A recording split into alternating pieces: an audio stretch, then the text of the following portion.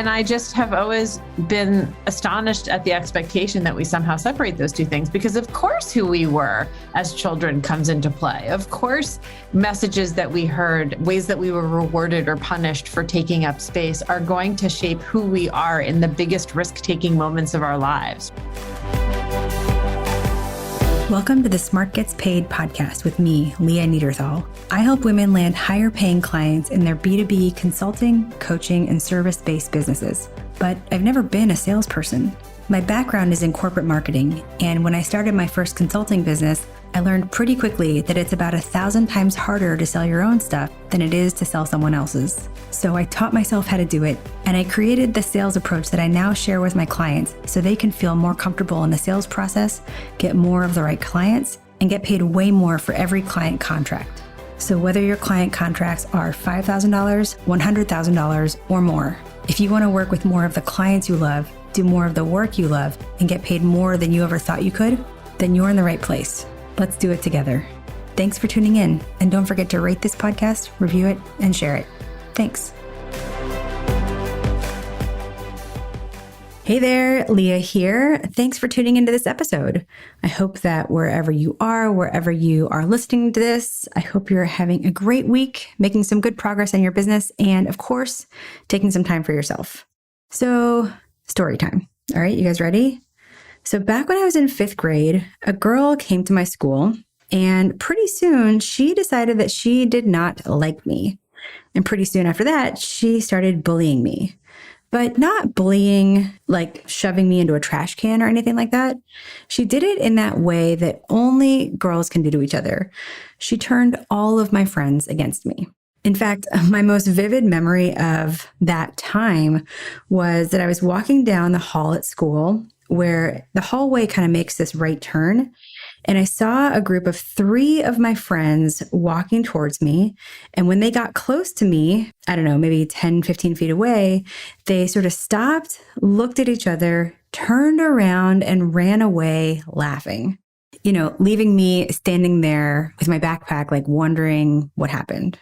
And that's just one of the scenes I remember, kind of like that, from around those years in like 5th grade, those like early middle school years. And thanks to my bully, for all those years, I was ostracized, I was made fun of, I was tormented. And because I went to a really small school, like there were only 66 kids in my class, I couldn't even really get away from her, which meant that wherever I was in class or at basketball practice, because we both played basketball, if I made any move whatsoever, or if I drew attention to myself in any way, I was at risk of getting made fun of. You know, how like bullies just find you with any move you make. So I learned, back in those years, I learned to just sort of put my head down and do my work so that I wouldn't open myself up to being tormented. And, eventually I found a great group of friends and, I went on to have an awesome high school experience. But those years when I was bullied, those are still one of the most formative experiences of my adolescence and really of my life. So then is it any wonder that when I was early in my corporate career, I just approached it like I wanted to put my head down, do my work, but really just not draw attention to myself. And then later on, when I started my first business with my former partner, I was just a lot more comfortable being in the background, right? And I let her be the face of the business. And even when I started my coaching business, where it was just me, it took me years to be comfortable putting my face on my own website and just showing up online and being front and center. I mean, is it any wonder after my experience being bullied like that kind of makes perfect sense? And that's because our girlhood experiences shape us and they show up later in our lives. And it's not just negative experiences either. When I was young, my parents made sure that I tried sports and instruments and all the things, right? Like as you do. And if I didn't like them, I could quit. I mean, my parents weren't going to force me to pursue something that I really didn't like, which, maybe they experienced when they were growing up. Seems like, normal parenting, right? But as I grew up, that whole, quitting things I didn't enjoy sort of morphed into quitting things that I wasn't good at instantly. And, if you're someone for whom this sounds a little familiar, that when you start quitting things that you aren't good at instantly, then you stop putting yourself in situations or, trying new things where you can't be good instantly. You stop persevering even when it's hard. This is actually something I talked about back in episode 28, the confidence to show up. And so fast forward even more to when I started my first business. I discovered that while I was smart, right, and I had done well in my career, I had no grit. I had lost that ability or, never developed that ability to really persevere when something was really challenging. And as a business owner, you need grit. So were my parents wrong not to force me to continue something that I didn't like? No. But did that experience shape how I showed up in my business? Absolutely. And it still does. Grit is something that I've had to develop on purpose over the past 10 or so years. And so zooming out here, I've always been interested in human behavior, why we are the way we are, why we act the way we act, why we feel the way we feel. And over the years, and certainly more in recent generations, a lot of us have been more interested in this type of understanding, observing the way we're feeling, the way we're acting, and we look backwards to understand, where that comes from. I mean, more people are doing this kind of exploration in therapy or just through their own personal development. So on the whole, I think it's becoming more common to look at our experience as girls and shine a light on how they're impacting us as women. But as a sales coach, I'm really interested. I'm kind of obsessed with how our experience as girls shape how we show up in our businesses, and specifically in the sales process. So, exploring why it feels uncomfortable to send a follow-up email or post on LinkedIn or charge more for our work. Because our girlhood experiences show up in hundreds of ways.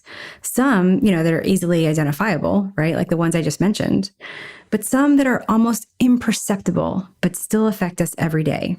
And if we can shine a light on those girlhood experiences that we've had, then we can better understand what's holding us back today so that we can be better business owners, we can be happier, and we can be a lot more successful. And this is why I was drawn to the work of the woman I'm speaking to today, bestselling author Rachel Simmons. Rachel Simmons is an internationally recognized educator and author of the New York Times bestsellers Odd Girl Out, The Curse of the Good Girl, and Enough as She Is: How to Help Girls Move Beyond Impossible Standards of Success to Live Healthy, Happy, and Fulfilling Lives. As a leadership development expert and coach, Rachel helps people build their resilience, amplify their voices, and own their own courage. She serves on the faculty of the Google School for Leaders. She's an associate with Cultivating Leadership, and until recently, she was the director of the Phoebe Lewis Leadership Program at Smith College. She's the co-founder of the national nonprofit Girls Leadership, and her writing has appeared in the Washington Post, The Atlantic, Slate, and the New York Times. And if you ever watch Good Morning America, she's also a contributor there. I actually came across Rachel's work first in my 20s when I stumbled upon her best-selling book, Odd Girl Out, which is about the culture of microaggression in adolescent girls. So it explains why boys bully each other by shoving each other into lockers, and why girls use psychological torment and pretty much make each other's lives miserable. And the reasons behind that are fascinating. But seriously, that book actually just blew my mind because it helped me make sense of the bullying I had experienced. Since then, I've continued following her work, and her focus has evolved from girls to women, which she'll explain a little bit more about that in our conversation. And I've stayed apprised of her writing through to her most recent book called The Curse of the Good Girl. Now, The Curse of the Good Girl shines a light on the expectations that society places on girls, which Rachel captures in this idea of the good girl, and how not only is it impossible to achieve those expectations, but the result of this idea of the good girl has some really damaging consequences for both girls and women. Because even though she's talking about girls now, what she discovered was that a lot of the women that she was speaking to had experienced and felt and learned and internalized the same lessons about being a good girl. And of course, since we're the ones running our businesses, the consequences that we've experienced of society's pressure to be a good girl, those consequences we've experienced in our lives also show up in our businesses. So if you've ever had or have a fear of making mistakes, if you're a perfectionist or, like me, a recovering perfectionist, or if you were raised with this idea of success and achievement and that you had to be good at everything, Or if you've ever felt like you can't do something or say something because it's not considered, nice, then you'll recognize yourself in Rachel's books and in the conversation today. The conversation I'm sharing today is part of the Fireside Chat series where I talk with authors and thought leaders about topics that aren't like about business, but that affect every woman business owner. So let's dive into my conversation with leadership coach, educator, and best-selling author, Rachel Simmons. Rachel Simmons, thank you so much for joining me. Thank you for having me. Well, so I have been following your work for quite some time, and your work has changed over time, always covering the experiences of girls and women. Okay, so at this point, how do you describe what you do? Starting with the easy questions. I've never really been able to answer that question well, but what I would describe myself as is primarily a teacher because I really love to write curriculum. I'm kind of a program design nerd.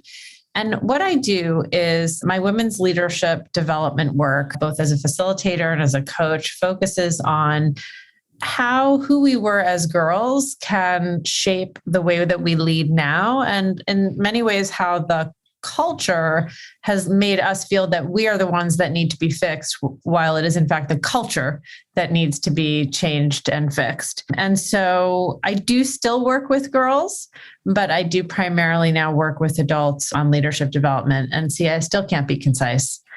Everyone just fall asleep in the middle of that description? No. But yeah, so that's what I do. Plus, various and sundry other little side hustles. Yeah, side hustles, including writing several best-selling books. I write books and I do little gigs for Good Morning America and whatever it is I do. I generally just enjoy doing things that I'm interested in with different kinds of people. And that seems to lead me in lots of different directions. I love that. Well, so your work started with this book, Odd Girl Out, around the culture of microaggression among high school and middle school age girls. And now you're working with adult women. What prompted the shift between those two populations? Well, pretty much every book I wrote about girls, the mothers who are typically the ones who would come to the book talk would pull me aside and be like, hey, I know you wrote this book for my daughter, but it's actually about me. And I'd be like, yeah. Great. Cool. Thanks. Honestly, not really taking it in because I was so focused on understanding girls better. And after a while, I began to really listen to that. And then coincidentally, I was invited to facilitate a workshop for Google, for women leaders at Google. And after I recovered from my imposter syndrome and was like, who, me, what, go to Google, and, hyperventilated and flipped out, I went and did it and did a great job and fell in love with working with women and realized that actually I could understand completely now why all those women were coming up to me saying this book's about me, because so much of what girls go through repeats itself for us as adult women. And so now I can see how much my career studying girls really prepared me to support women now. I love it. Yeah.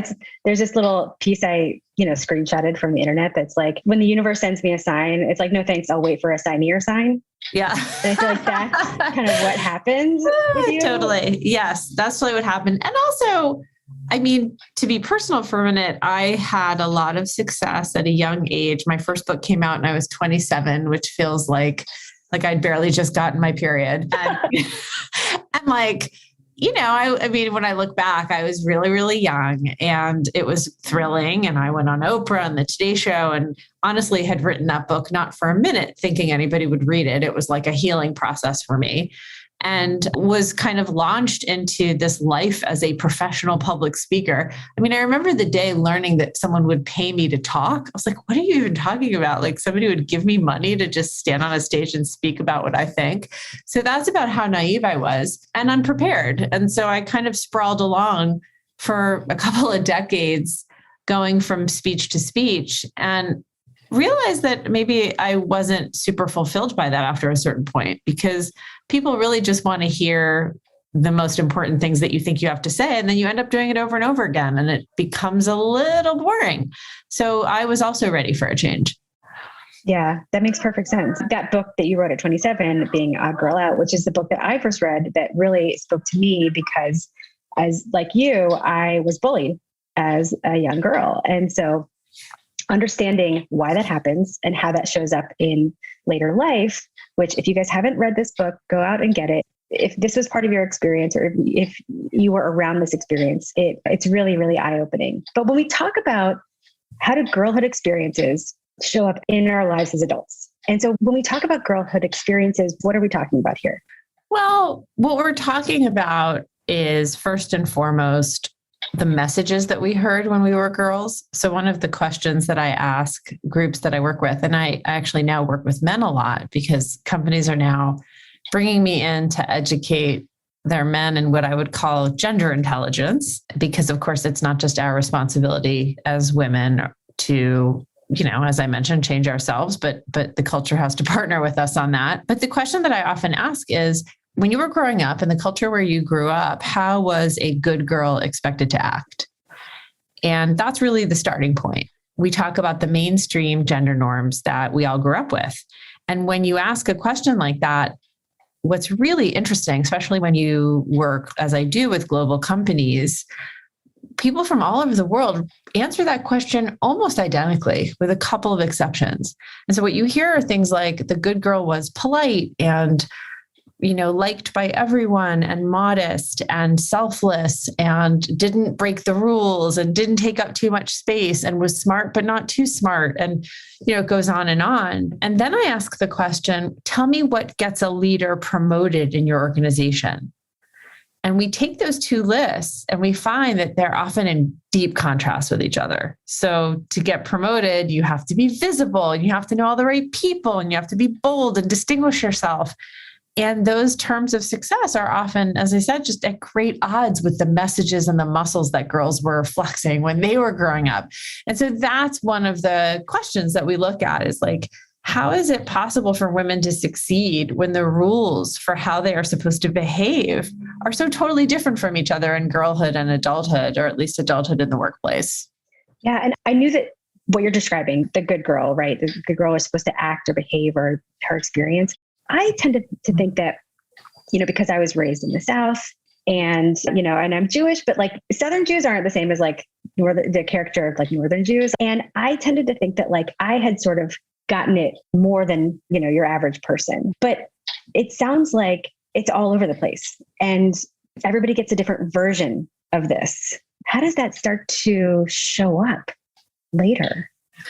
Well, I think it shows up when, let's say, I think we have a lot of access to messaging around this, actually. So if you look at so much literature that's aimed at women in leadership or just women who are in corporate or leadership spaces, so much of it is like women don't ask, right? Like, why don't women ask for a raise? Or, women, the confidence code, like, why are women struggling with confidence? Or why are women, not speaking up or have imposter syndrome or whatever it is? So much of the pathologizing of women in leadership books really comes from that hard right turn that they're expected to take. And let me also be clear, it's not just that women are expected to play by a different set of rules to succeed. It's that when they do try to play by those rules, it's like, okay, I'm willing to stop being a good girl. I'll speak up. I'll tell you what I think. We get dinged for it. So there's really no way to go. If you're damned if you do, you're damned if you don't. And that is what has been missing from the conversation. And instead, I think we've heard a lot about kind of lean in. And if you just make the decision as an individual, you should be able to be successful. And it's just not really the case. But that's often, I think, how it shows up. And we hear all these messages around, why are women lacking? Yeah, I see it in the women I work with because I'm working with women who are running their own consulting or coaching businesses. They've sort of taken their expertise. They have to sort of be the face. They have to be the expertise. They have to be everything. And I think this idea of women don't ask or women, we don't toot our own horns, all of the things that the good girl is supposed to be. It's one thing if you are working in a company and maybe you have mentors or maybe you have people or a culture that says, at least try to do this, right? When you're on your own, it's even harder because what kills me about all this, like, women don't ask or why aren't women confident or whatever, is that it's not a switch you can flip on. There in the work that I do, we talk about there's a lot of learning, but there's also a ton of unlearning. And this is a lifelong unlearning process to, unlearn that if you celebrate an accomplishment that you're somehow bragging or you're somehow going to be shut out of the group, you're going to not be liked, right? Which is where I think the link between what you're doing now and what we're doing as girls is so strong, because all of these fears that we have, at least in my experience and from what I've seen, all these fears we have now about what's going to happen if we do the things that we've never been done, but we're not told to do. Those fears come from when we were girls and we were afraid to be shut out of the group. I mean, do you see that as well? And the way that you sort of track that?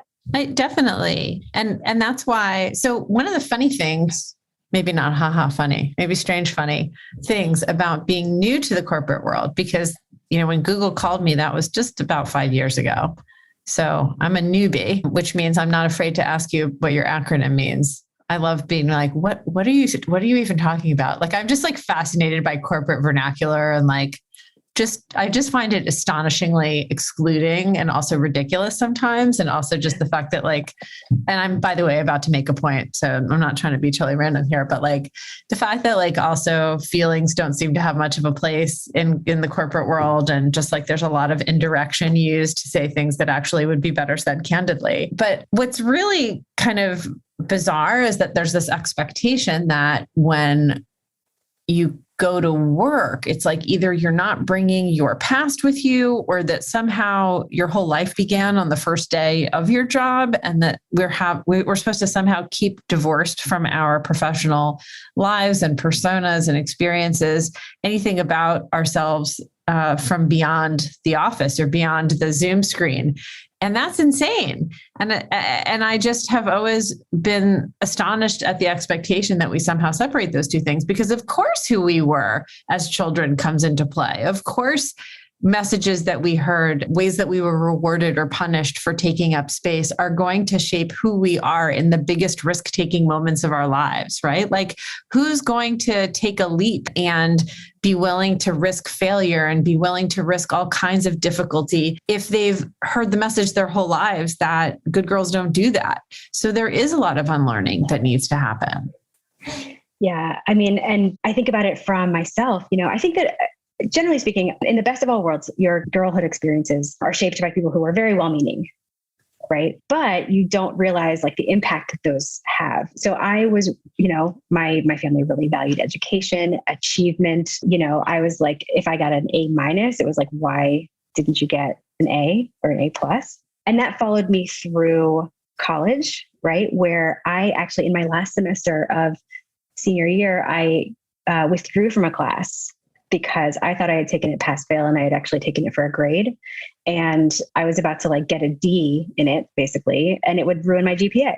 And so this constant achievement, now in the corporate world and as a business owner, that shows up in so many ways. It shows up in always needing to be busy, always thinking about work. It shows up in everything. And, were my parents wrong to foster this in me at the time? Absolutely not. But I think we're always sort of experiencing the unintended consequences of our experiences. Yeah. And I can also say as a coach, it's, incredibly important to be self-aware and just to understand, how does your past shape who you are today? How do lots of early messages, as you're pointing out, Leah, beyond who you were as a girl. And I want to also kind of pan out for a minute and talk about what it has meant to grow up as a young woman in the last couple of generations, because I think that some people would argue, and interestingly, so sidebar, I am occasionally invited to make presentations on gender intelligence to boards of directors of publicly traded companies. And not long ago, I did one of these presentations and the board was primarily older white dudes, maybe in their 70s, probably grandparental age, say. And a lot of them were just what are you talking about? I thought all this good girl stuff was a thing of the past. I mean, look at all of the accomplishments that young women have celebrated, and aren't we past that sort of in this post-gender world, right?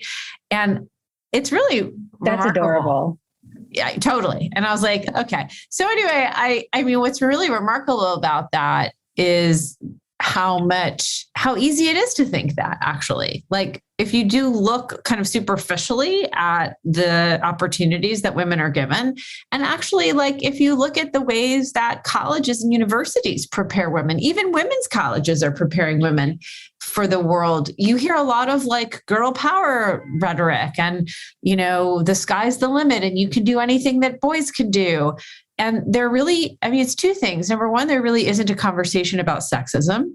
We are not training young women to be prepared to manage discrimination on the basis of their gender. We know that it is a rampant problem. And you can contrast that, for example, in the United States with African-American families who very intentionally and fiercely train their children to be prepared for racism.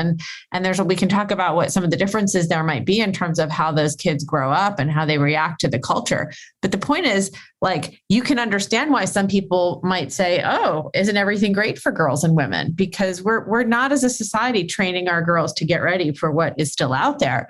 But the second thing I want to say is that, we're sending very mixed messages to girls. So we're saying to them, and I think by extension to women, go ahead and do everything you want. You can have it all. And we haven't really upgraded some of our more outdated expectations of girls. So we're still telling them your body has to look a certain way. You have to have lots of friends and be incredibly likable and kind of be there for everyone. You have to kind of do everything perfectly and please everyone and not fail. And we haven't updated our expectations of girls. And so I think that has created enormous ambivalence, but also just like total what's called role overload in girls and women, where it's a sense of like, I have to be all of these different ways. I have to be this like badass, ambitious person, but I also have to take care of everyone else around me. And that's exhausting. Absolutely. And I think that, I was listening to something that you had said on another podcast around the ways in which all those ways, it's like perfection by some other name, right? Maybe the way we have to take care of ourselves perfectly. We have to do like the perfect self-care. We have to be the perfect parents. We have to be the perfect everything. And part of that is, of course, like the external messages that we get around, what we're supposed to do. But I think it lands in an ear that is raised to believe that anyway. Absolutely. And it reminds me of something that my friend Courtney Martin said or wrote in her book, Perfect Girls, Starving Daughters, which is that girls grew up hearing that they could be anything, but they heard that they had to be everything. And I think that distinction is very powerful and really cuts to the heart of what so many girls end up trying to unlearn, or women need to unlearn, as they come to the awareness that once they have children, you cannot be everything to everyone. And I think that's a real crisis for so many women, especially women who are working full-time outside the home. Absolutely. Well, so thinking about this through the lens of women business owners, and now you, of course, are doing consulting and coaching in your own business. I really want to hone in on, we are sort of always replaying the experiences we had as girls, even as women, even like writing a proposal or something. And, might be surprised to discover the way that they're, maybe a reaction that they're having, or the way that they're thinking about something might have been formed or as a result of something from their childhood. I can think of a perfect example of a friend of mine who was pretty much in the process of getting ghosted by a client who she was really excited to work with. And she had put together this proposal and they just were not getting back to her. And she started, like, the internal narrative really started going around, they must be mad at me. Maybe I've done something wrong. They're never going to hire me again. And she sort of stopped herself and she was like, I feel like 12-year-old me right now, not 43-year-old me, the, business owner, mother, a grown ass woman. What was going on there in that moment? So I think that when we are girls, we get a couple of really strong messages that are hard to shake. One is that the most important thing is to be liked. And that comes into play, especially when we have to face this dilemma of, do I tell somebody how I really feel, or do I hide what I'm feeling so that they keep on liking me? And when you become invested in keeping the peace and having people like you and not having conflict, a couple of things happen. I mean, one is that your muscle for dealing with conflict and for dealing with any type of fracture between two people is incredibly underdeveloped. I mean, you contrast that with boys who engage in all kinds of play, fighting, or who engage in kind of one-upping each other and kind of mean jokes. Not to say that these are comfortable for all boys, but that there is a kind of practice that's happening there. So girls aren't getting access to that practice. And I think what happens when you don't, well, it's actually really two more things. So what happens when you don't flex that muscle is it becomes unfamiliar and kind of scary, right? It suddenly becomes sort of scary to experience any type of fracture between two people, whether it's a proposal that doesn't get approved or a friend who maybe is upset with you for some reason. We don't make a lot of distinctions between those contexts. It just feels like, wait a minute, something is bad, something is wrong. And if I've been told my job is to be liked, well, maybe it's my fault that I'm being ghosted. We don't think, well, maybe that client just is a mismatch for me. We don't think maybe that client was looking for something that I couldn't provide and another vendor could. We think, oh God, what have I done wrong? Because we internalize that message that this is really my responsibility to make you like me and that that's part of my self-worth. And so, and the last thing I would say about this is, remember too, that there's also a social cost for being the type of girl who does get into conflicts with others. So even if you wanted to flex that muscle and you wanted to be familiar and comfortable with it, you might get tagged a girl who's kind of a bitch or who's kind of too loud or who's difficult. Yeah. And that sticks with you. Absolutely.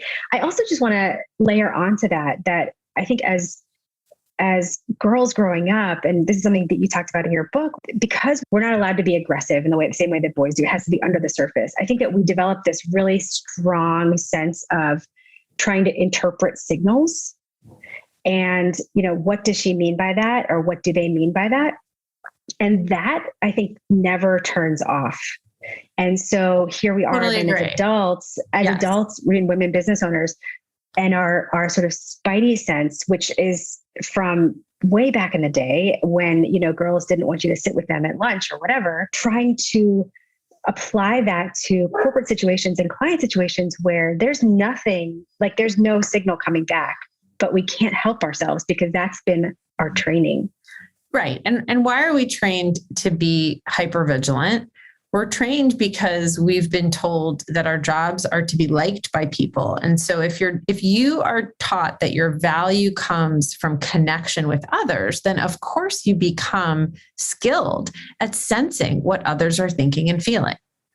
And if you are also a member of a social group that doesn't get in a lot of open conflict, and I'm not talking about knockdown drag out, I'm just talking about conflict, by which I mean like me telling you what I really authentically think and feel, then for a whole other reason now, you're trying to parse out, what does that mean? What does that mean? What does that signal mean? Because you're a member of a community that isn't engaged in open, direct dialogue. And yes, that spidey sense, which here has a positive connotation, actually becomes really counterproductive when it becomes a source of overthinking or of kind of confirmation bias. See, I knew that they didn't like me, right? As opposed to, wait a second, do you have all the data?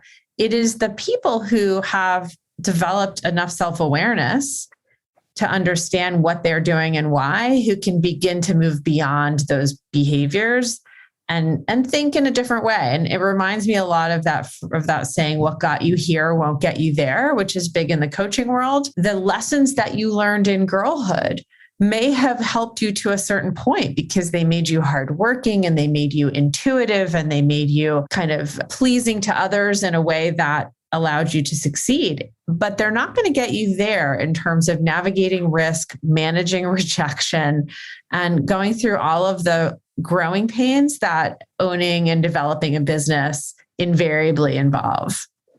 Absolutely. Another area where the way we are sort of conditioned, trained, the things that serve us really well don't serve us later on is in school. When the way we're taught to succeed in school is one way. And like, for example, just putting our head down, doing great work and getting recognized with grades. And I find that a lot of women, it's like a jarring experience to know that those things aren't rewarded, right? And how do you find women navigate that? How does that translate to, the adult working / business owner world? It doesn't translate so well, Leah, turns out. Tell me about it. Carol Dweck, who is the Stanford social psychologist who wrote the great book Mindset. I know, worship. Yeah, I worship her as well. So Carol said, if life were one long grade school, girls would rule the world. And she, of course, is getting at exactly what you're saying, which is that the behaviors that girls internalize, I mean, boys hear them too. They simply reject them either because they want to or they just can't comply with them. But the rules that you hear in school are keep your head down, raise your hand when you need to speak, keep a neat notebook, like please the teacher and do everything that you're told and be compliant and be obedient. But of course, life is not one long grade school. And so girls aren't ruling the world because the rules fundamentally change. And there are many ways in which you see some of those internalized lessons showing up to limit women. But one of them, I would say, and one of them is in the area of kind of aggressively seeking a promotion or kind of going after what you want and being willing to kind of raise your hand and say, I know you think it's this way, but I think it's that way. Or I am not visible enough and I need to get some visibility. And a lot of women are inclined to kind of feel like either they don't want to have to do that or they see it as extraneous to their success or to their workload. And of course, me and lots of other people out there who coach women in this space are saying, no, this is actually part of the work. This is not like a nice to have, it's a must have. But that's hard. And again, it's like what got you here won't get you there. It's really hard to be an entrepreneur and, have to break some of those rules that you learned. But I do believe if you choose once you start to do that inventory, that good girl inventory and be like, oh, here are some of the ways this is showing up, then it's up to you to find a coach or to undertake some kind of personal development work. And it's all very doable and not to kind of belabor the point, just as long as you're not believing that there's something wrong with you in the course of it. Absolutely. So with this in mind and knowing that these experiences are always part of us, but don't have to be part of our day-to-day, what are some things that you would advise women business owners to do to, free ourselves from the emotional remnants of those experiences as they run their businesses? Well, I do think, at the risk of sounding super cheesy, that self-awareness is a big part of the battle. And I think asking yourself that question, that my goal is to ask this question of as many women and girls as possible. And that question is, in the culture where you grew up, how is a good girl expected to act? And doing a kind of personal inventory of what messages from the culture did you receive about what was going to be rewarded behavior as a girl.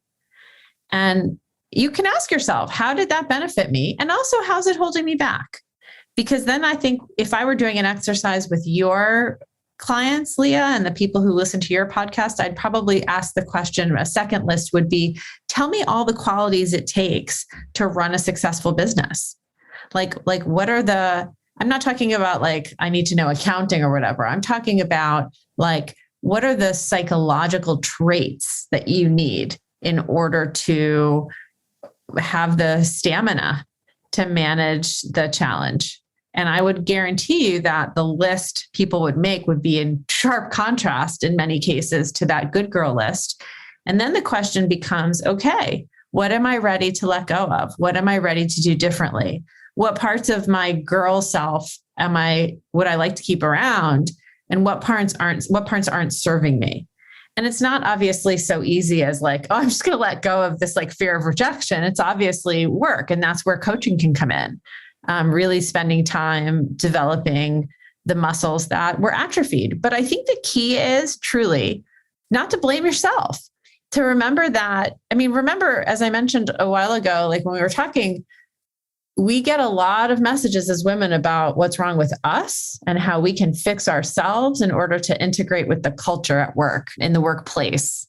And that is a wonderfully convenient philosophy and kind of practice that allows women to continue beating the shit out of themselves and each other, and allows society to do that to them, as opposed to saying to the culture, here are some of the ways that the workplace needs to change in order to accommodate us. So it's not about you, right? I mean, if you're going to play in this space, if we are going to play in this space, there are certain muscles we're going to have to learn to flex. You can do that without beating yourself up and thinking there's something wrong with you along the way. All the women I work with are great at that. Nobody's harder on us than we are. Right. But that's also a really understandable response to all of these books that we've read and messages that we've heard. We just don't have to do it that way. Right. Well, thank you so much for being here with me and for chatting with me. Oh, it's a pleasure. Thank you for having me. All right. I loved that conversation with Rachel. When you get a chance, check out her books. And you can learn more about her books and Rachel at rachelsimmons.com. So there are a lot of paths we could go down here about specific experiences and specific ways that those girlhood experiences are playing out in our daily lives. But I honestly think that the most important thing I want to leave you with is this. We can't underestimate the degree to which our experiences as girls shape our lives as women and our lives as women business owners. Sometimes it's a straight line. Like for me, I was bullied and it made me afraid to be seen as the face of my business.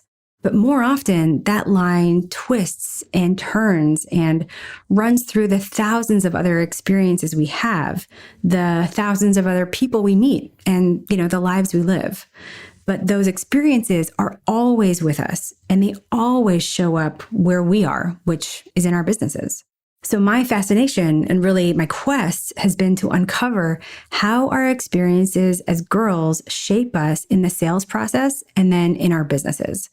Because nobody comes to this with a clean slate. When you filed your LLC or bought the domain for your website, you didn't just show up in the world that day. We carry with us the experiences that we've had. We carry with us the memory of everything, good and bad, that's happened to us. So every girl who didn't want to sit with you at the lunch table, or every person that you liked and who didn't like you back, but also good things, right? Like every encouraging word you heard about your talents or people who cared for you, all of that is with us in our businesses. And so when it comes to selling and getting clients, our work isn't just to figure out how to have better sales conversations or how to price your work or get more referrals or whatever.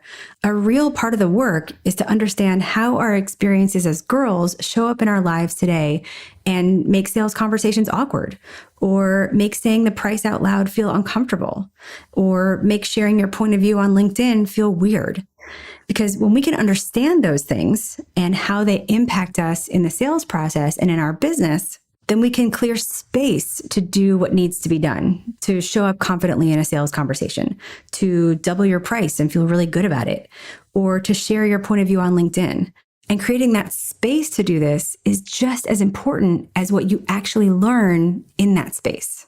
So what I want to leave you with is this. Have compassion for yourself, because inside the ambitious, driven, smart woman who's running her own business is the little girl that you were. And so ask yourself, what does that little girl need to hear from you today? If we, as the women we are today, were to sit next to our little girl selves on our childhood bed, what would you say to her? And how can we start to have compassion for that little girl inside of us so that we can show up better for ourselves and our families and our businesses?